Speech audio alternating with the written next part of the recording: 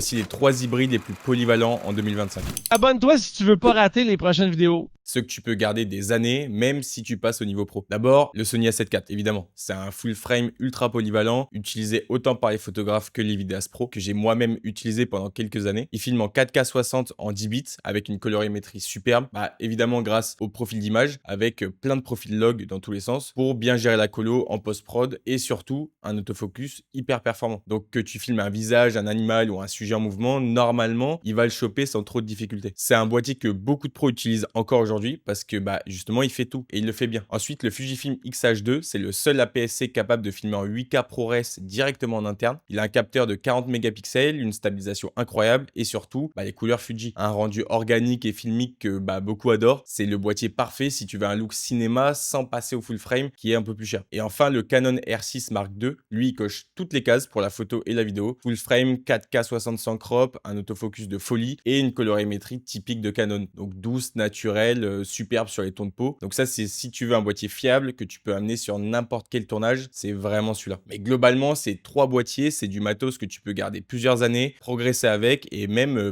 bosser sur des projets pro sans vraiment de limite, autant en photo qu'en vidéo. Parce que c'est quand même hyper important, je trouve, d'avoir un boîtier qui peut être aussi performant photo que vidéo, parce que globalement, on a tous tendance à faire autant de photos que de vidéos. Donc pour moi, avec un de ces 3 boîtiers-là, tu vas autant pouvoir progresser en photo qu'en vidéo et faire des vrais projets pro avec ces boîtiers.